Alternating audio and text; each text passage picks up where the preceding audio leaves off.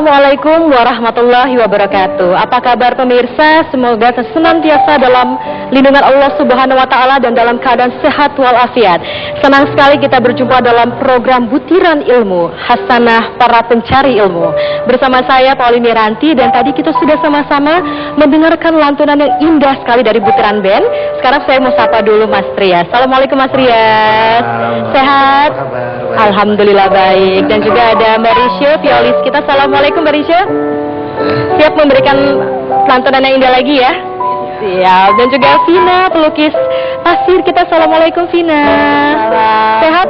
Alhamdulillah sehat. Alhamdulillah. Siap menggambarkan yang cantik-cantik ya hari ini ya? Tentu saja. Mendengarkan Pak Ustadz juga. Betul. Dapat ilmu baru lagi. Ya, Subhanallah.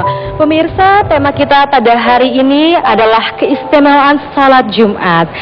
Itu adalah merupakan ibadah wajib bagi seorang lelaki muslim untuk setiap minggunya melaksanakan ibadah salat Jumat. Tapi gimana lebih jelasnya lagi, nanti langsung akan kita tanyakan kepada narasumber kita pada hari ini, yaitu Ustadz Syarif Matnaji. Langsung saja kita sapa. Assalamualaikum Ustadz. Waalaikumsalam. Gimana kabarnya Ustadz? Alhamdulillah sehat. Sehat. Bapak sehat. Alhamdulillah sehat. Ustadz dan juga pemirsa, tema kita adalah keistimewaan sholat Jumat. Ustadz, sebelum kita membahas lebih jauh lagi tentang keistimewaan sholat Jumat, bisa tolong jelaskan Ustadz arti dari sholat Jumat itu sendiri? Ya, sholat Jumat mempunyai kedudukan yang khusus dalam agama Islam, sehingga di dalam Al-Quran Allah memberikan informasi langsung kepada orang-orang yang beriman dengan sebuah ayat, ya ayyuhalladzina amanu idza nudiya lis-salati min yaumil jumu'ati fas'au ila dzikrillahi wa dzarul bai' dzalikum khairul lakum in kuntum ta'lamun. Ini merupakan informasi langsung dari Allah, perintah langsung dari Allah, wahai orang-orang yang beriman, jikalau engkau diseru untuk melaksanakan salat pada hari Jumat, maka bersegeralah untuk mengingat Allah dan tinggalkanlah jual beli. Artinya kesibukan apapun pada saat sudah tiba waktu sholat Jumat, tinggalin. Ini menunjukkan bahwa sholat Jumat adalah sebuah ibadah yang mendapatkan kedudukan khusus di dalam agama kita, yang dilakukan pada hari Jumat, yang diawali dengan khutbah. Saking utamanya tinggalkanlah jual beli. Tinggalkanlah jual beli.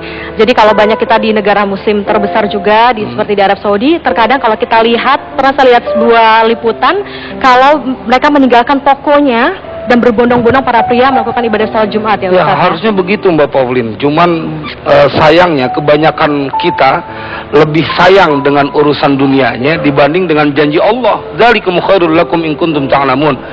Yang demikian itu lebih baik. Artinya kalau kalian meninggalkan jual beli demi untuk ketemu Allah, maka itu lebih baik jikalau kalian semua mengetahuinya. Subhanallah, jikalau kalian semua mengetahuinya. Ustaz berbicara tentang salat Jumat, golongan apa saja sih yang boleh melaksanakan ibadah salat Jumat, yang diwajibkan dan yang boleh melaksanakan salat Jumat? Paling tidak ada 4 syarat. Pertama, dia harus orang yang sehat.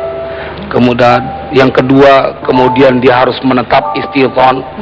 Yang ketiga, dia harus lelaki. Yang keempat, dia harus merdeka. Selain 3 syarat yang menjadi syarat secara keseluruhan dalam sholat apapun, dia harus Islam, dia harus akil, dia harus balik. Jadi orang-orang yang dia dalam berpergian, dalam musafir, maka dia tidak kena beban taklif untuk melaksanakan sholat Jumat. Tidak diwajibkan. Tidak diwajibkan. Orang yang sedang sakit juga tidak wajib sholat Jumat. Ya. Perempuan juga tidak wajib dengan sholat Jumatnya. Ya. Orang-orang yang budak tidak merdeka juga dia tidak wajib. Jadi 4 kategori inilah yang menjadikan orang bila tidak dalam kategori 4 ini, maka harga mati untuk sholat Jumat, tidak boleh ditinggal. Tidak boleh tinggal, pokoknya harga mati Ustadz ya. Harga mati bila tidak termasuk dalam 4 golongan tersebut. Kalau kita sering melihat di masjid-masjid umumnya di Indonesia kita tinggal, para orang tua, para lelaki umumnya, para ayah suka mengajak putra-putra mereka untuk melakukan ibadah sholat Jumat di masjid. Itu mungkin dalam rangka mendidik sejak dini agar dapat mengikuti sholat Jumat ketika mereka sudah dewasa nanti. Pertanyaan Ustadz, kalau bila mana tidak diwajibkan, ini yang diwajibkan adalah yang sudah balik. Itu hukumnya kayak bila anak-anak ini mengganggu di masjid ketika mereka berlarian. Jadi Islam itu memandangnya bagaimana Ustadz? Ya, dalam hal bagus. pendidikan itu sangat utama Mbak Pauline. Kalau kita melihat sejarah baginda Rasulullah SAW, betapa Sayyidina Hasan bahkan naik di punggung Rasul. Kalau kita menyebutnya ini mengganggu, tentunya Nabi sudah melarang dari awal. Tetapi karena pesan tarbiyahnya yang begitu hebat, dari kecil sudah diajarkan gerakan ruku dan sujud, paling tidak mereka melihat, apalagi mereka mengikuti gerakan itu menjadi sebuah pondasi untuk mereka mengenal Tuhannya.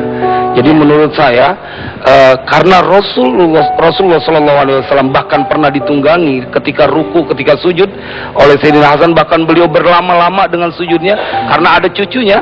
Ini menunjukkan bahwa mereka sesungguhnya tidak mengganggu. Justru mereka harus diberikan kenyamanan.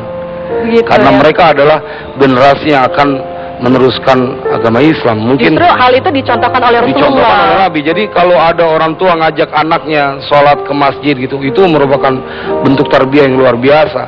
Dan itulah yang harus dilakukan oleh setiap orang tua. Dia perlu menjaga anak keturunannya. Ya, subhanallah.